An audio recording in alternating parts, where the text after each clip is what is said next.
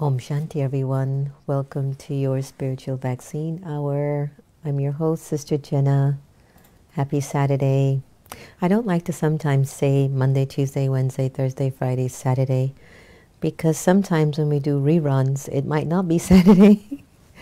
And Santosh was saying today, I can't believe it's Saturday. I says, don't even go there. Don't even try. We're now living in a space of infinity and eternity. Who wants to go back to Monday, Tuesday, Wednesday? Just be infinite. Just be unlimited, right? Who agrees with me? Thumbs up.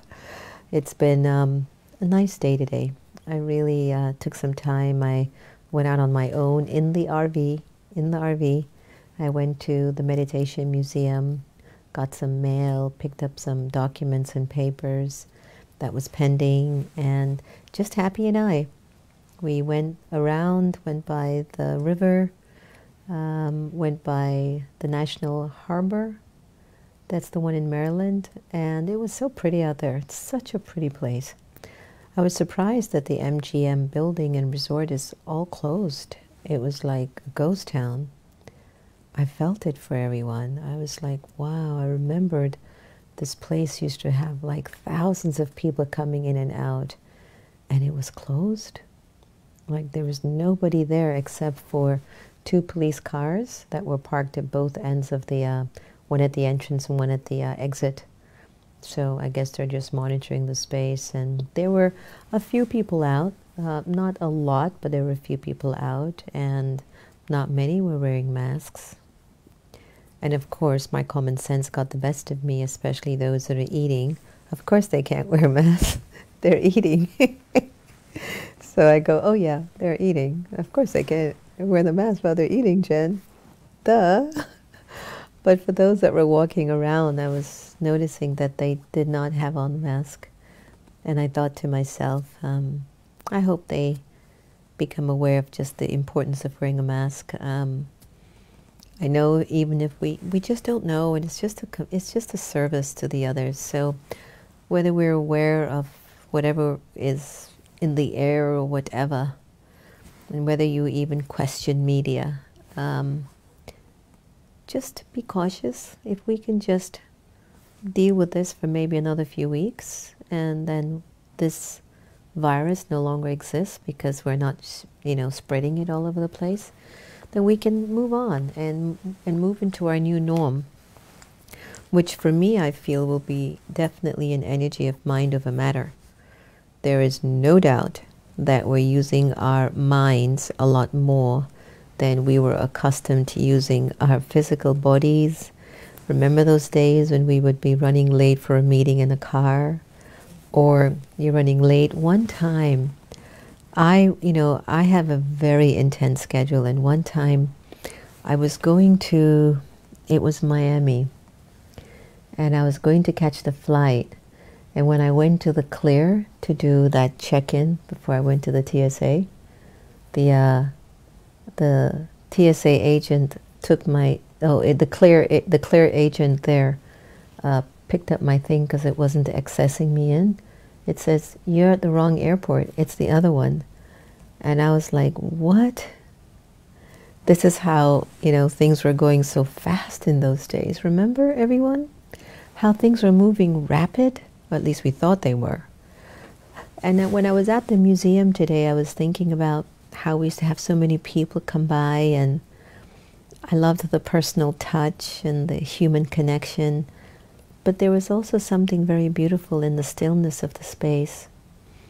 There was a beautiful stillness in the meditation museum.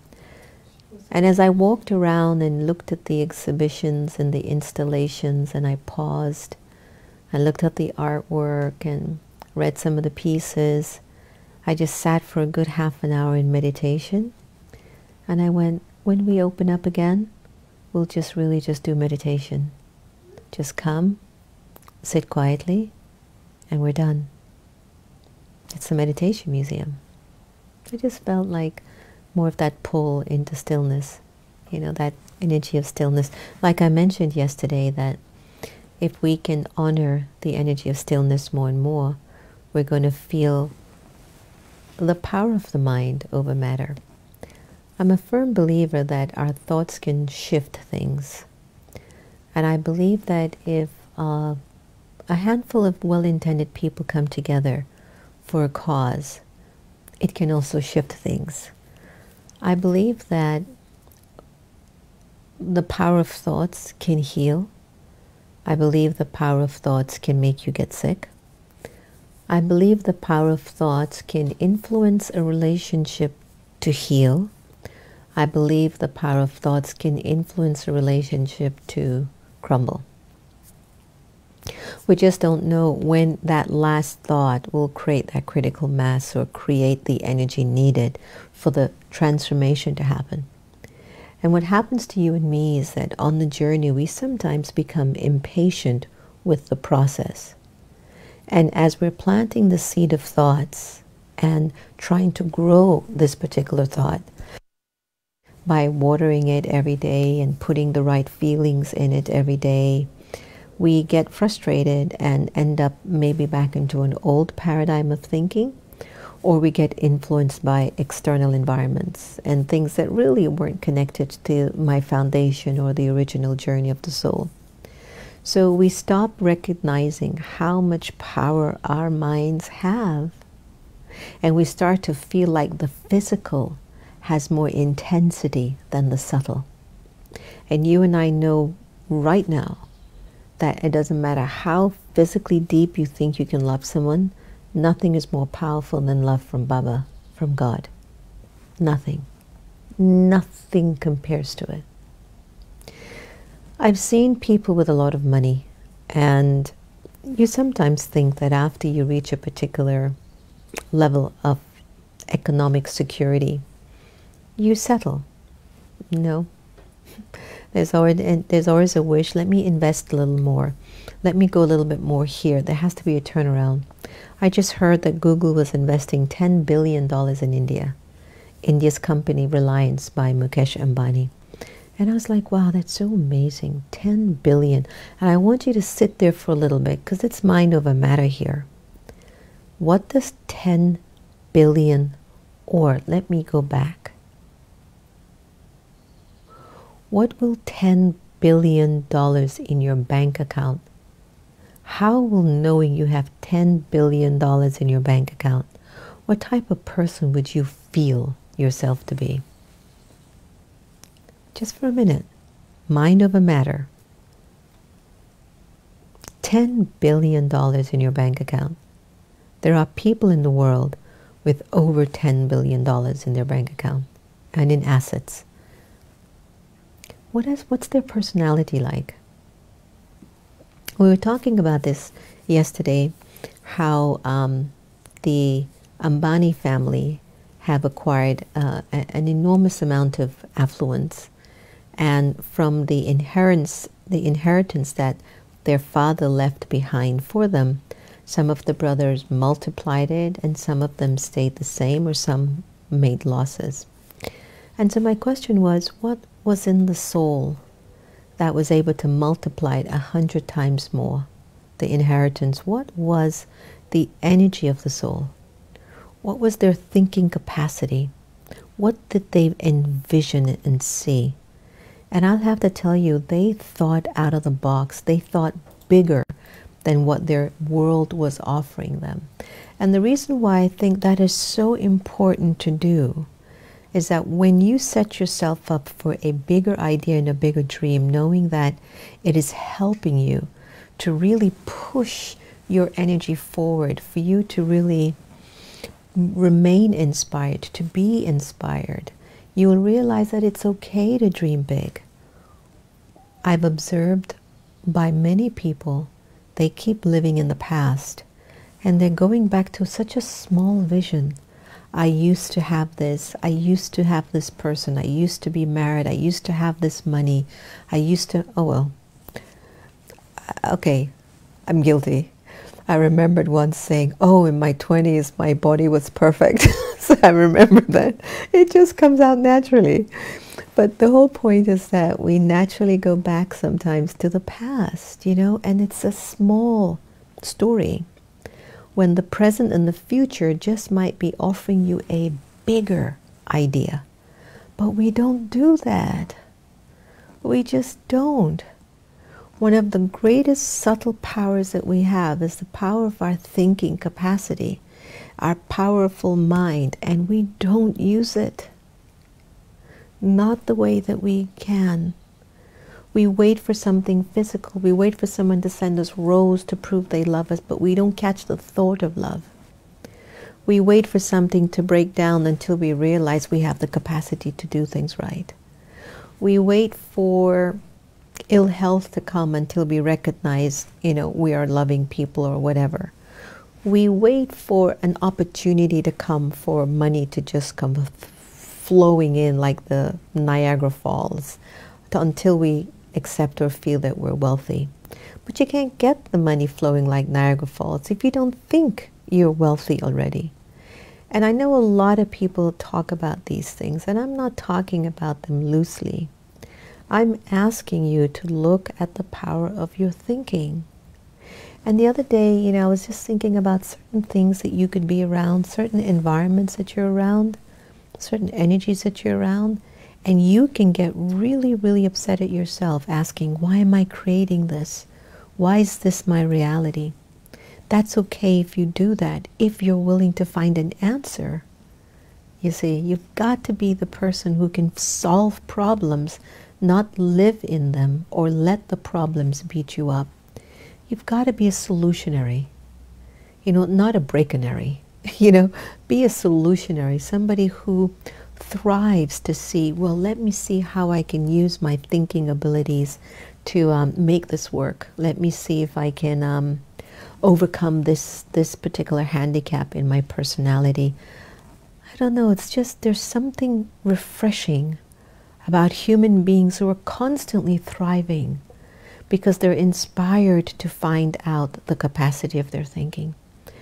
There's something profoundly beautiful when a human being taps into their energy of the soul, connects to Baba, to God, as you all know, we call God here Baba, and use the energy of that love, those values, those qualities to drive you. And I wonder, about our children of today who are having to hear negative things and maybe a demoralization of values to seem like the norm. How are they going to find energy to pursue their goals at a level that their minds will be clean and clear and at peace? It's a concern. It's a concern. I know if the child is gifted like Akshay, or if they have strong family values, or if they have parents who really have really deep roots in their culture and are willing to really invest in that child.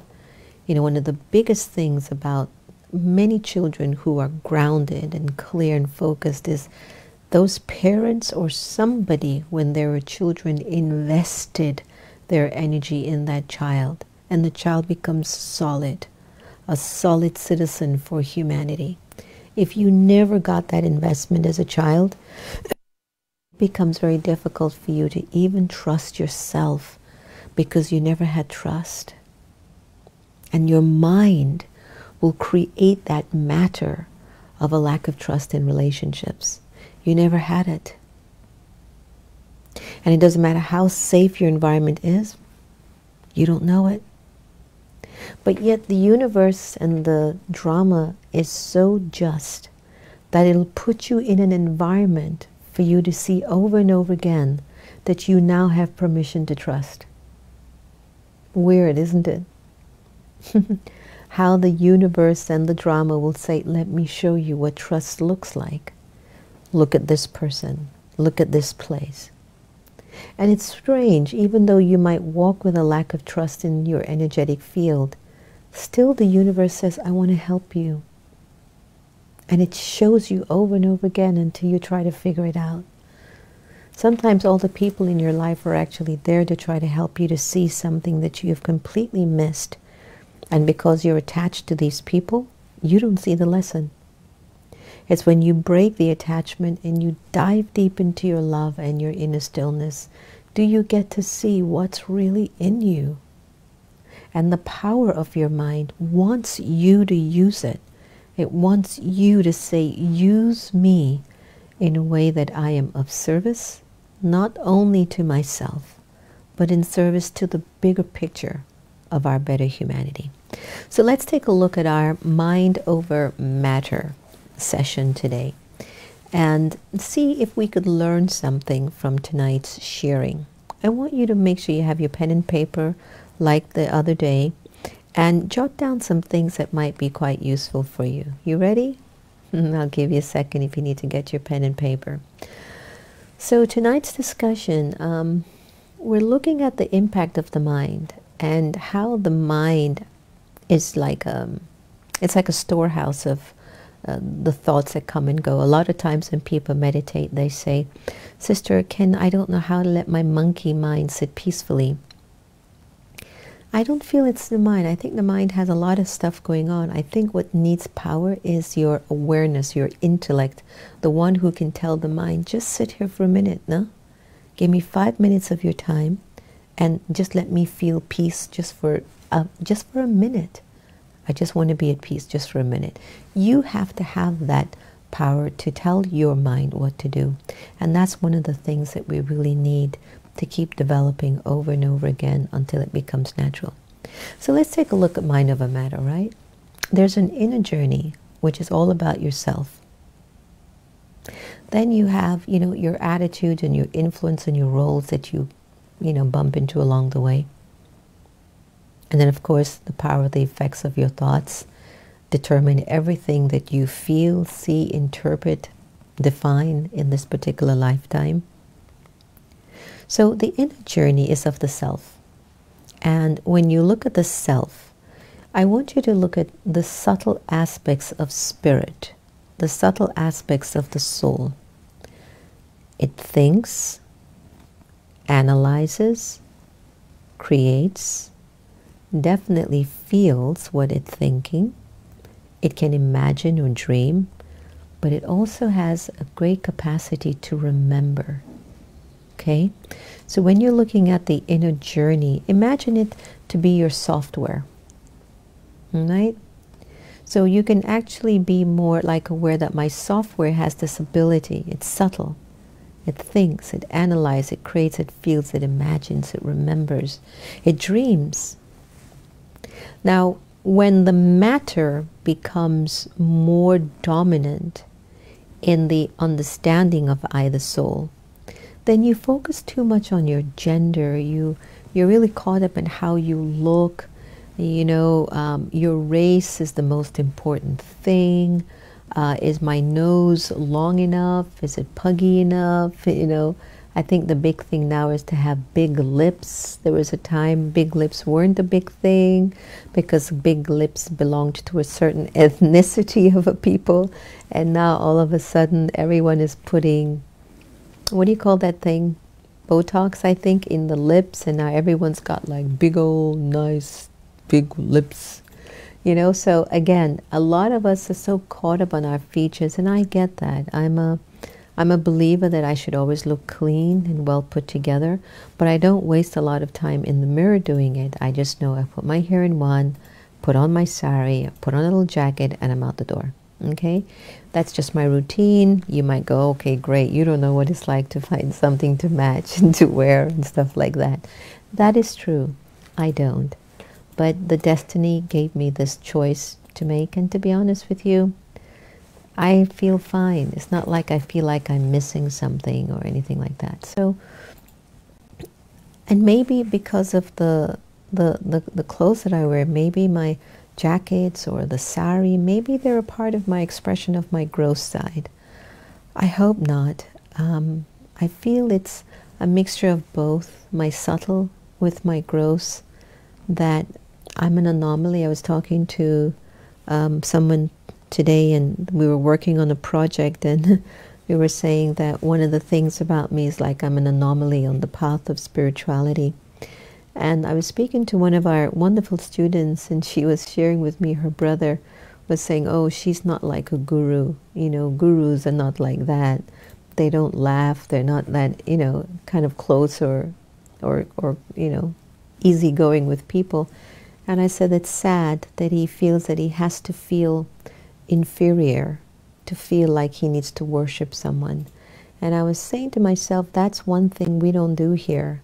We want everyone to feel that they are evolved and we're working together. And I'm hoping that we'll reach that particular point in time that we stop, creating these demigods to sort of impose that they are the gods, and so let me go to them only for power and I don't put any work in for me. I don't know, there's something about it that has just never sat right.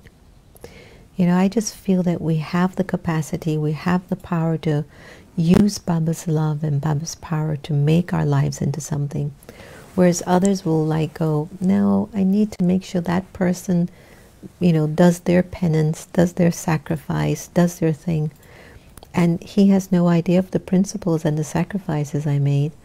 But I don't want to be artificial on my journey. It'll be a real thing with me. And we were just talking, I'm getting to the story. We were saying it's like I'm an anomaly, something so different, because there's such inner and outer sameness. And that works for me, and I hope it's okay with you. But there's a lot of energy focused on the gross aspects of our life, the matter. So look at that as the human, your hardware. So now let's look at the soul. It is the subtle. It is your being. It is your software. But we've been focusing so much on what is the hardware like, what is the human like. And so we have put so much energy in the human that we have disempowered the subtle, which is the soul, the being. Meditation, Raj Yoga meditation, it says flip that formula around. Put energy into the subtle, into the being, and watch how the gross and the human will start to present itself in a beautiful way.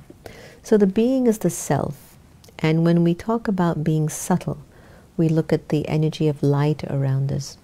You have met people who you felt like a little bit uncomfortable with them, afraid. You felt like there was a cloud around them, there was a shadow.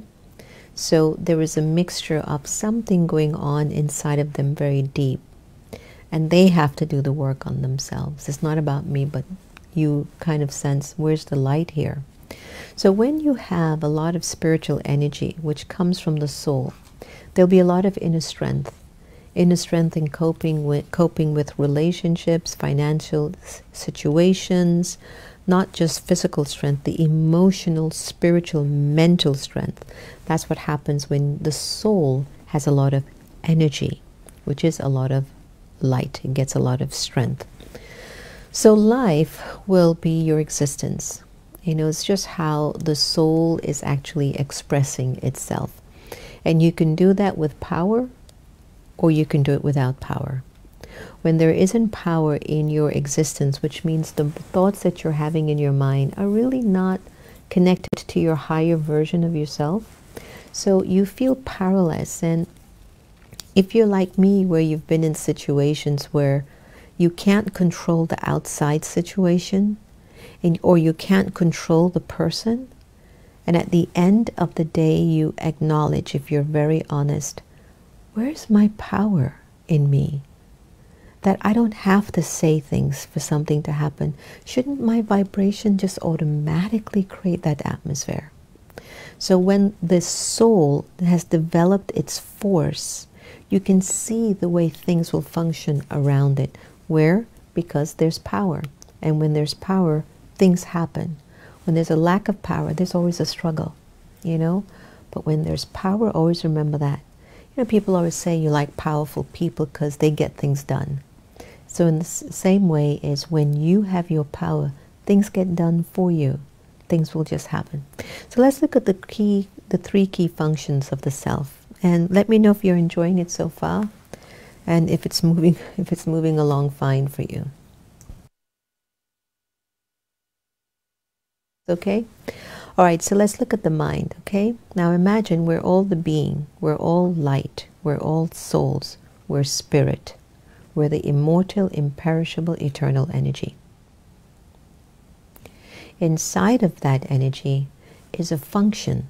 It's like the mind. So the mind generates thoughts, emotions, desires. It learns new things, or it retrieves data from previous experience or even association that is stored as memory.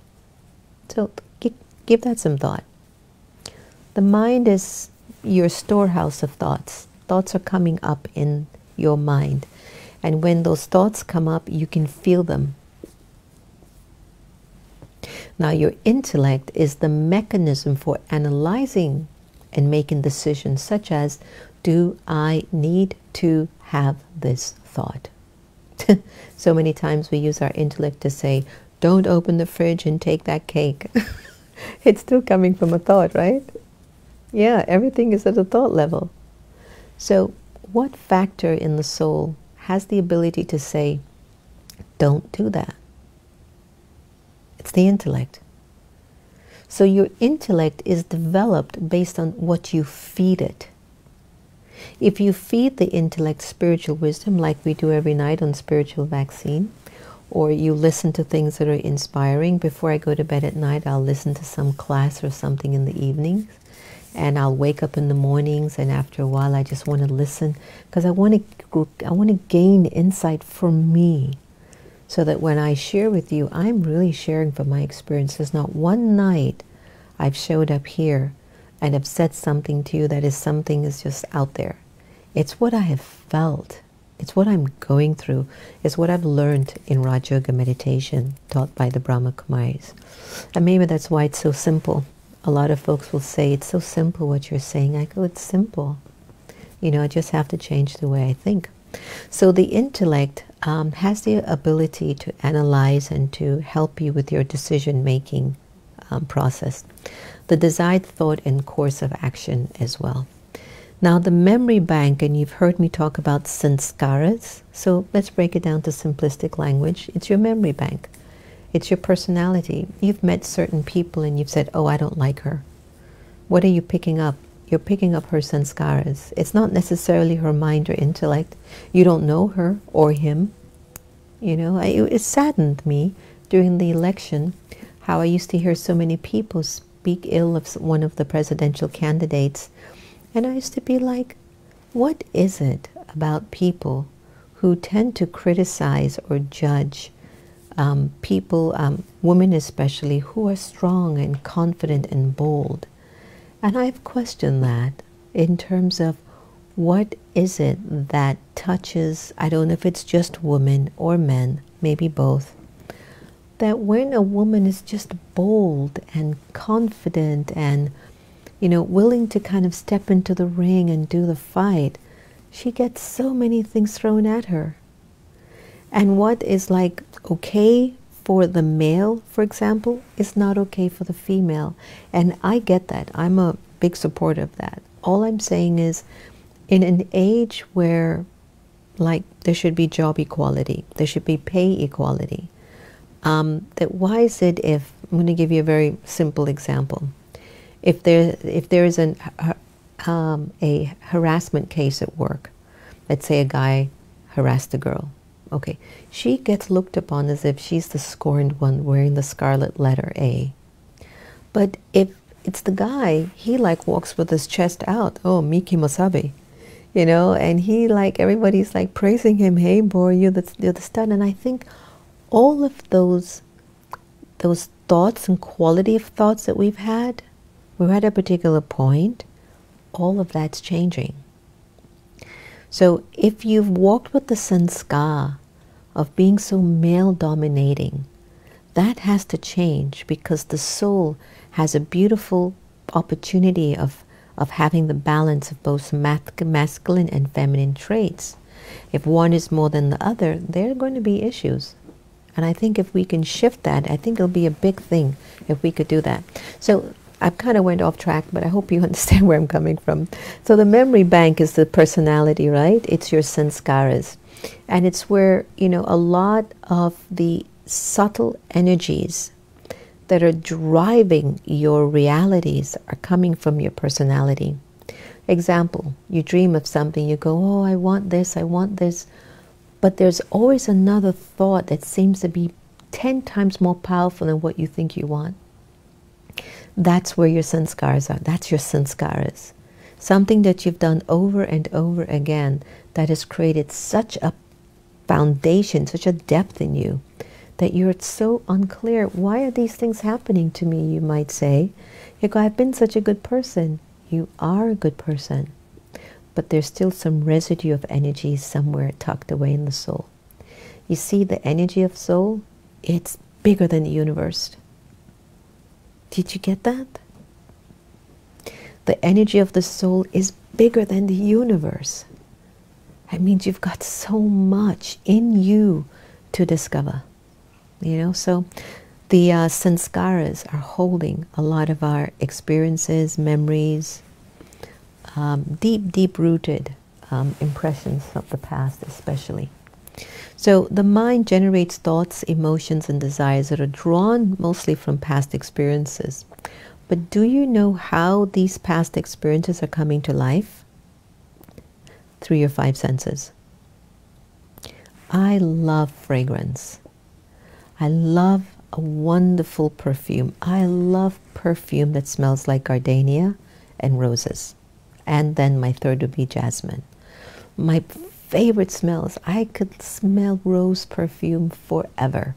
I just love the smell of gardenia or rose.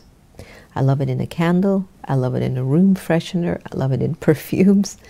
And I always say, I wonder what's that connected to? Because not everybody likes that same scent. But through the five senses, I'm taken back in time. I can't see it very clearly, but it was a very beautiful time in my life.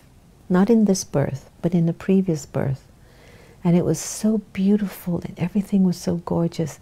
And every time I smell rose and gardenia, I'm transported there.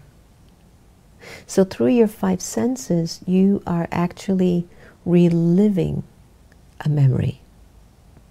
Have you ever thought of that? What you choose to listen to, what you see, what you touch. You know, it's very amazing. When I touch a baby, it's like my memory goes back to my days. Or I start to feel like an angel, like I'm touching an angel. When I touch the skin of a baby, where's that memory coming from? Something that the soul recalls. So the mind has the ability to do that. So controlling and directing the mind while using your senses leads to less wastage of your thoughts and time as well as that of others. So one of the reasons why in Raj Yoga meditation we meditate with eyes opened, it's that we don't want to be pulled by a million distractions. We just really want to be able to be masters of the self. So experiment just for a minute or two. Who's in charge? Are you aware of how many thoughts you had today? Let's take a minute and take a breath for a while and think about who is in charge of your life and what were the number of thoughts that you had today.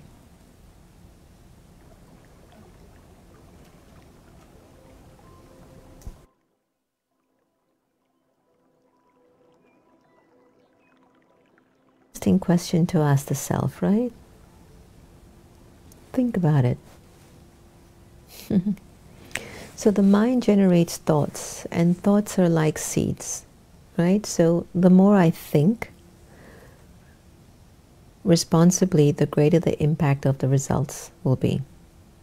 So mind was where your thoughts live. How are you doing?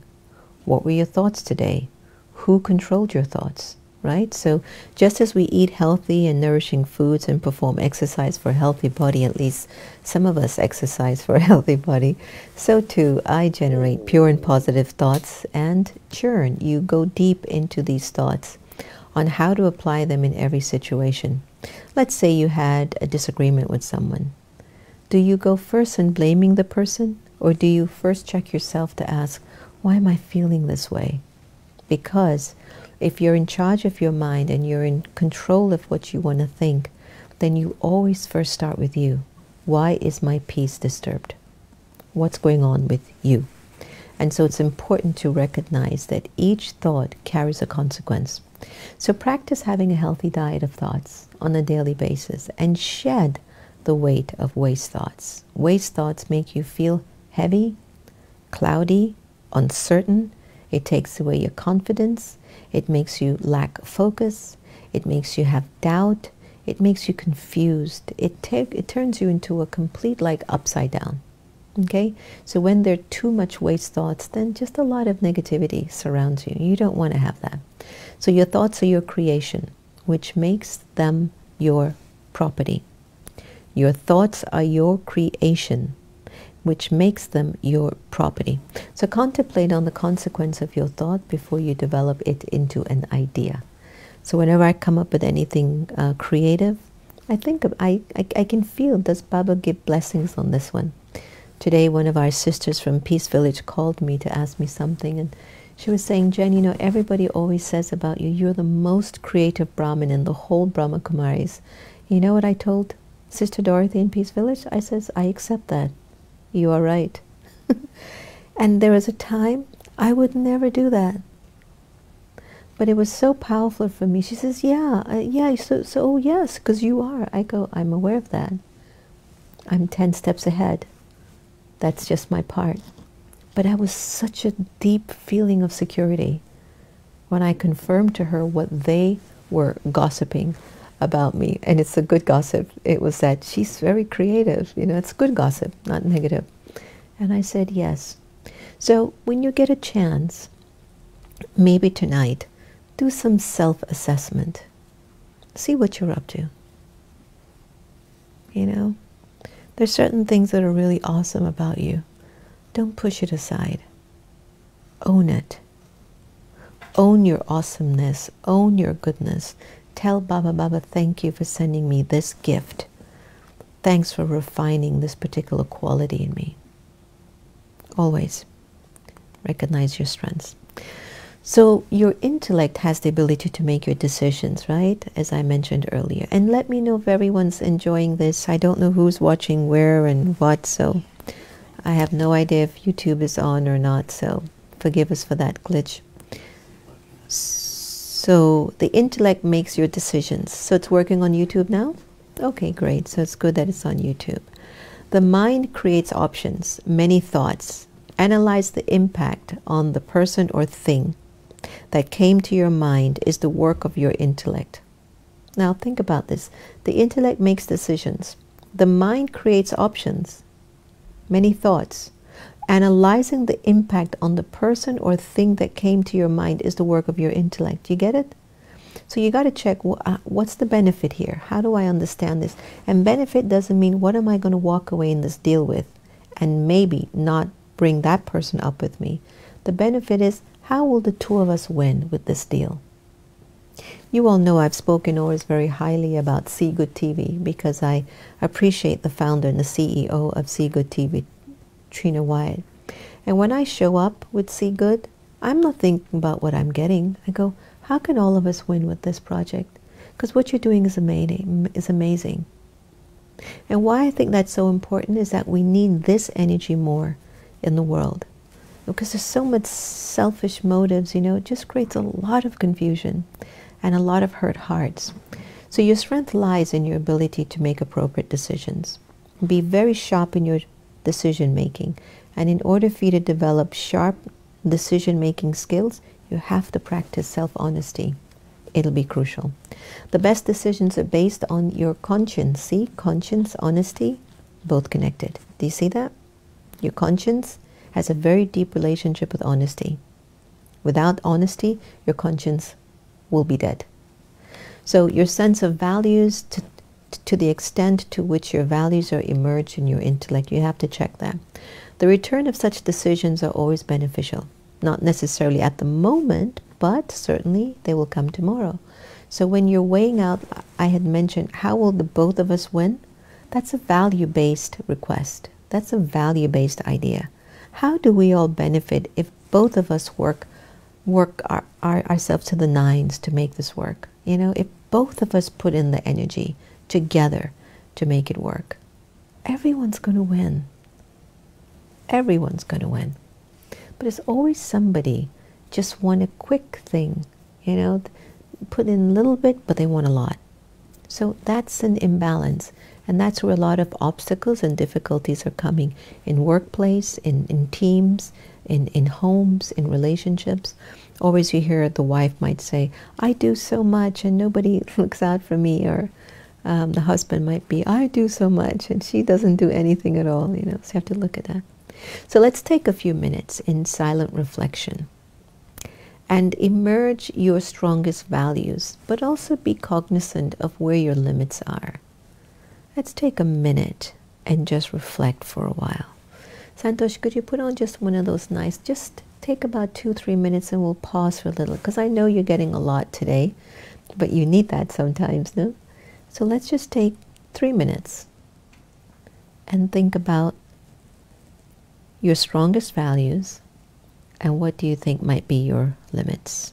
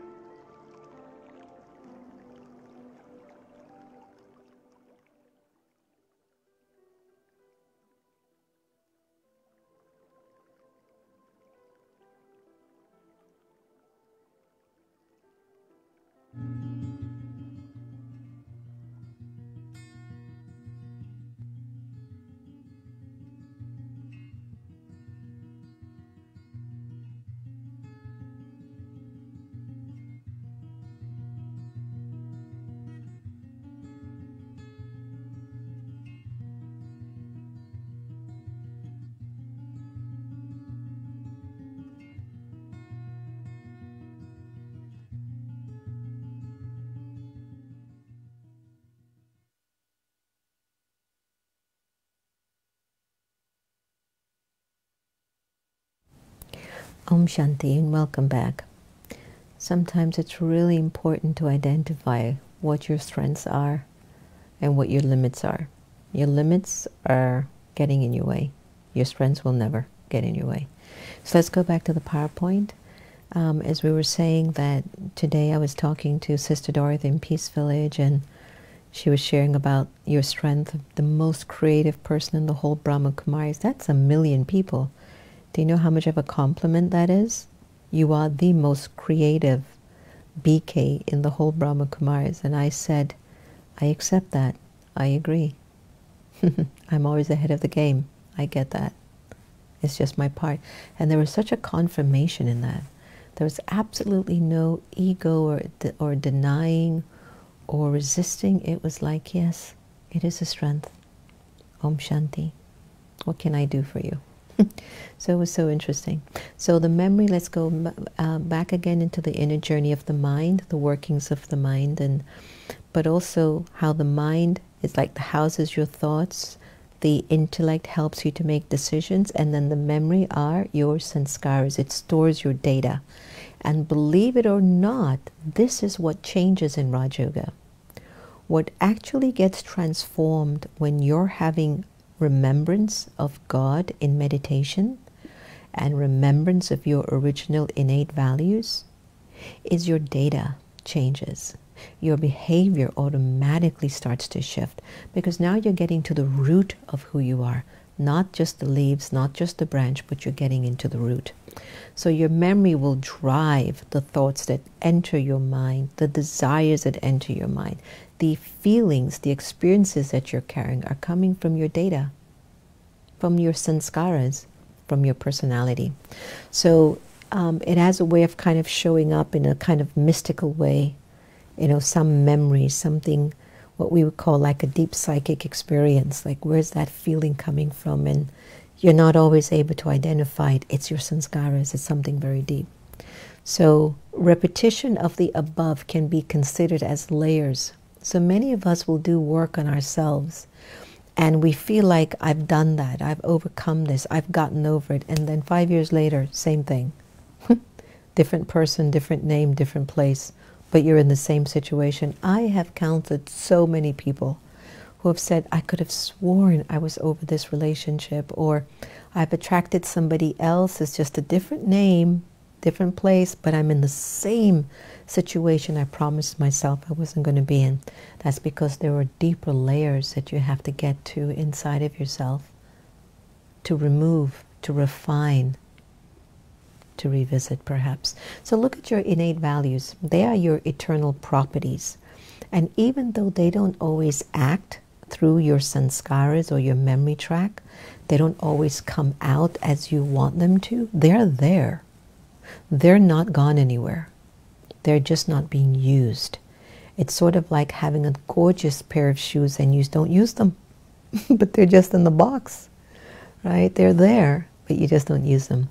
So peace and honesty and patience and truth and love and all of these things are such good innate values that feed the self, feed the subtle you, the being, the soul. So we can go into silence and explore more of our innate values, but I'm going to move on because we just paused for that moment of silence. But I do want you, for the night, to go back and really check which one of these innate values do you feel are your deepest properties or your most highest valued property.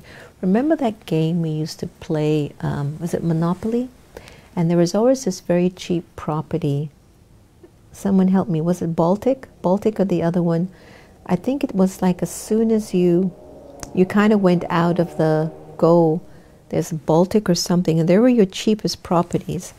But I tell you, I used to buy those up and build so high because every time somebody would land there. And this was when I was a teenager. I mean, again, I haven't played the game in a long time, but look at how my sanskar, my memory, could remember that. And I did it because, wow, even though it was the cheapest property on the board, I was able to survive because I built on it. So even sometimes when you might not feel a particular value is your strongest, you can still build on that value. And every time a circumstance or a situation comes in front of you, that value or that property could actually save you. It could really make you bring in a whole bunch of benefit. So you've heard me talk a lot about algae, and these are the acquired things that we've learned as a result of external influences, as a result of matter. Matter consciousness feeds algae, anger, lust, greed, attachment, ego, go into jealousy, gossip. It goes on and on and on. So if you ever practice sometimes to be still, on a regular basis throughout the day, which I invite you to do every hour in the hour, you find that a lot of the thoughts that come up can sometimes be connected to algae, which is your rubbish, it's your garbage. And your responsibility, and it is yours alone, is to tell yourself, I'm done with this. And you have to fill yourself with the energy of purity so that you can start to push out any rubbish that still remains. So start laying a new foundation, right? When a situation is getting out of hand, why don't you just pause, stop for a minute, check the trail of thoughts, where are they going? Check your thoughts, check what your thoughts, check my thoughts are not what I want them to be, check. And then allow that time for your innate values to take you over. The more you suppress what you're feeling, but the more you feed the feeling as an emotion, it takes a much longer time for your innate values to show up. If you just pause and say, I'm feeling quite disturbed, you're becoming accountable for the way you're feeling. Then a change in your response can occur. So stop, check, change.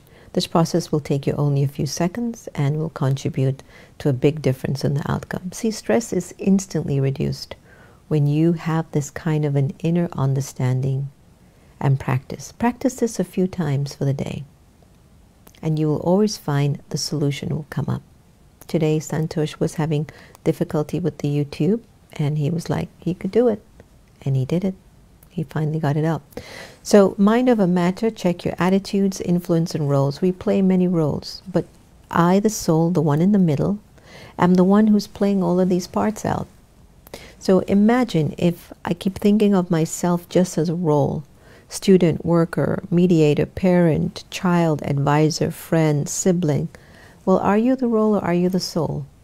Which one? Is the soul playing the role, or is the role trying to play the soul? Which one makes sense to you? Soul playing a role, right? Then imagine when the soul brings a value, one of its properties, into the role. So let's say you take a property such as love, and you bring it into your friendship. How beautiful of a role will you be playing? But let's say you don't have love, and instead you have the opposite, which is an aspect of algae. And instead of love, you have attachment. And you bring it into your relationship with your friend. You and your friend are going to argue a lot, because you're going to have a lot of expectations from them. You might not trust them. You might not really like them, but you're with them because of some opportunity or whatever. You get what I'm saying now? Right. So check what you're bringing into you so you can play the role effectively. Roles are multiple, but you are one. You're the soul. Study and understand your role before you play it. Very important. Roles vary as you grow and gain experience in your life. Take time out to redefine your roles ever so often. Review whether you're inspiring others or bringing them down in the dispatch of your role. Are you adapting sufficiently in order to be a role model? Gosh, we are in such need for positive role models right now. Geez, we just lost John Lewis. Ugh, I mean, come on, 2020. So playing your roles out of time and out of place result in miscommunication and misunderstanding. You ever had a person who does behavior that's just totally out of sync with the scene or the moment, and you're like, what do I do? I mean, how do I respond? So you got to know what your role is. When you know what your role is, things will go smoother for you. Realize that others are also playing their respective roles, and don't try to change their role, but focus on yours. So play your role and play it well. Check how you're doing. So let's look at influences now. Again, who's at the center? You, the soul. Now, what's been influencing you lately? What emotions are influencing you? How's your physical appearance? I hear that a lot of people at home are wearing shorts and t-shirts. So like, remember how we used to dress up? So you know, physical appearance has changed. A lot of men now are growing their beards because it's just easier. It's a hassle to keep shaving every day. The environment, check on that, how it influences you. The weather is great. Oh, the temperature is hot. Oh, it's freezing. Oh, it's storming. Who's the influencer? The environment or you? Who's more powerful? Okay, so you check the vibrations. Sometimes we get into a space and we feel the vibrations and it's influencing us. Definitely family is a big influencer, because as much as you want everybody in your family to love you, sometimes there are issues. And that's also helping you to grow. So the opposite sex, sometimes a woman might act different in front of man, or maybe even in front of another woman. Sometimes a man will act a particular way in front of a woman, but when they're in front of a man, they're a different thing. So why are you influenced and you're not the same? It's really, I can't begin to urge how important it is for us to be the same inside as we are on the out. It's like we'll never understand the honesty and the truthfulness of who we are. You know, so, you know, if I can't be respectful to a woman behind her back, how am I going to be respectful to a woman in front of her face? Get what I'm saying? So, I don't know, there's a lot of soul searching to be done now. There's a lot of work to be done. So, the impact really should come from you using your properties, knowing what your role is, that you can influence the way you want your appearance to look. You can influence the way you want your environment to feel. You can influence the vibrations in the room. You can influence your family because your mind, is your most powerful force. So influences characterize a great deal how we play our role. Recognize who you are, the subtle energy that you are, and where your strengths come from. Recognize the motives or intents of the other people or thing to guard against negative influences. They will slip in ever so often. I can attest that. But stress is considerably reduced when you sit out, choose who or what you want to be influenced by. Like Doug had told me in the interview I did on AM radio, I think it was 2 days ago, Doug says, check the 5 people you spend the most time with. That would be your greatest influence. That was really shocking. Your personality is not in a pair of shoes, car, or house, or the clothes you wear, but your personality is in you. Isn't that great?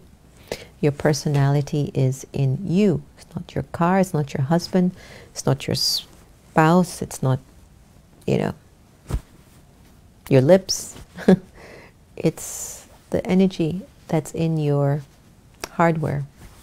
It's in your hard drive. That's what people are picking up, is your hard drive.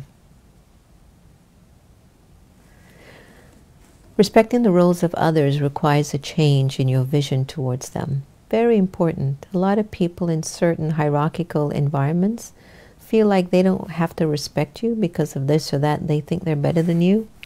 I've often found that to be so ignorant. It's just know your role, know your place. And a lot of people don't. And a lot of people sometimes take leadership that's not domineering and dictatorial or tyrannic. They take people who are actually respectful, accommodating, and they give you time to change as a weakness. And in reality, it's a strength. So here, be an influencer, not the one who's being influenced. So here's a summary of what we've just covered today. And I really hope that this helped you a lot in today's session. You play many roles, but you're not the role. Mind over matter. Learn to champion your roles. Who's in charge? You. Your roles impact others, so be fully aware of this and become your best role model. First, for yourself, when you look at yourself in the mirror, the thoughts that emerge in your mind is, I'm good, I got this. Keep your stress level down by recognizing that others too, they have to play their part. Why am I being disturbed by this person? It's difficult if the person is always up in your face, but you still have to find some power to change it. So do not jump out of your seat to play the part of somebody else. Give support when necessary, but keep yourself on your throne. Huh? Stay in your seat, stay in your dignity. Envision yourself being a positive influencer. Envision it first, though. A champion role player and influencer is a change master. So be that naturally, which takes practice. Practice, practice, practice, practice, practice, practice. Put out the garbage every day. Don't keep it in the house, or else you'll start to get bugs and little rodents, right? That's where the waste thoughts come in, and then you start to see relationships in a wasteful way, and then you start to complain. And every time you complain or criticize something in or around your life, you take away your fortune. You reduce it. Because what a fortune needs is the best of you all the time, every time, constantly. All right. So I hope this session helped you a little bit to look at mind over matter, and that it really took you to a pretty good place. So it took you to a place where you could really understand how the workings of the mind is. Unless you can really put these thoughts in place, it's hard to put life in place. But guess what? I think you got it. I think you know what to do. All right. So thank you so much for your patience today. For those on YouTube, sorry for the delay. Our deepest apologies. For those on Facebook, thank you so much for joining. Don't know if there are any thoughts. I wasn't going to answer any today, but I will. So Priya, lots of aha moments. Wonderful. So it's a powerful knowledge today. Rakshit Rohan, What can keep us on our positive side every day of our life? It would really help if you are concise as possible. Well, firstly, it can't be positive every day. It's not natural, not with the energy being the way that it is. And what I can recommend that you do is capture as many moments of positivity as you can and count those. Don't worry about being positive every day. It'll be stressful and you will deceive yourself. I hope that was concise. All right, Vaishnavi, welcome. Nice to have you. When will it... Okay. I have no idea, but I think the transformation and destruction of our own lives, they take place every time I get angry, afraid, negative. And I think what's really important is for you to ask, Vaishnavi, how am I doing today? Hello, Hina. Om Shanti. I was remembering you today. All right. Mukta. Om Shanti. Zora. Asmita. Om Shanti, Angel. Diraj. Lovely to have you all. Thank you for joining us today. And we will pause for a moment of meditation and silence.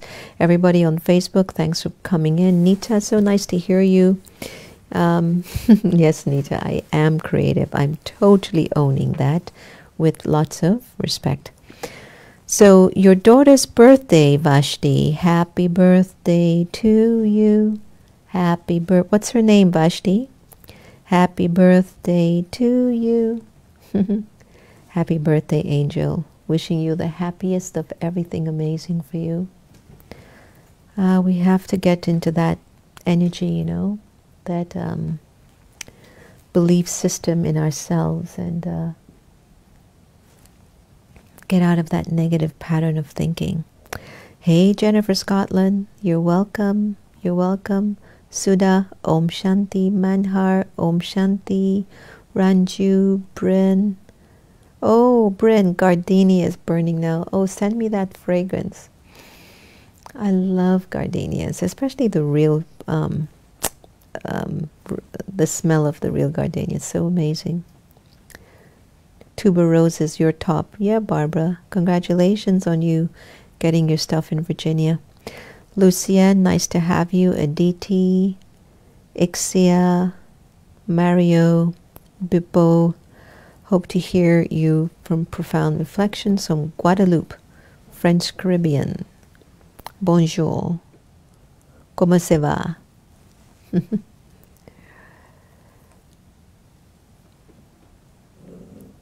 All right. Beautiful. Okay, everyone. Leah. Okay, so everybody, let's wish Leah happy birthday to Leah today. Happy birthday to you. Happy birthday to you, Leah. Happy birthday, dear Leah. That's such a pretty name, Leah. Happy birthday to you. Lots of good wishes, Leah.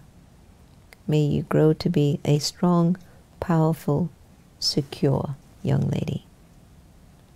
All right. Smitty, you're laughing at my bad singing. All right, everybody, have a lovely night and be well. Feel free to go back to today's session to revisit it, just to figure it out more and more so that it becomes very clear. But our minds have the capacity to shift things if we can only stay consistent and be sensitive enough to recognize how our hardware, those deep-rooted sanskars, are actually driving the reality. And that's why yoga with God, with Baba, is so important to access that deeper area. Because the more Baba's love seeps into the soul, then he starts to chip away at that deeper foundation to open us up, to make us into full blossoms, full blooms. So let's have a moment of silence, and Santosh will play some really nice music. And I'll just sit with you for a minute of stillness.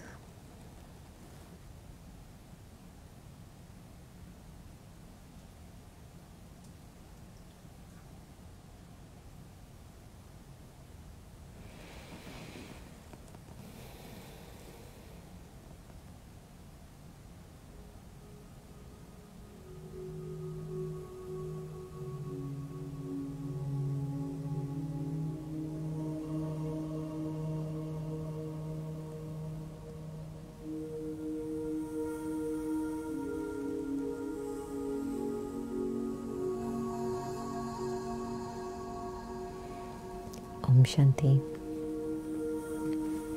Good night.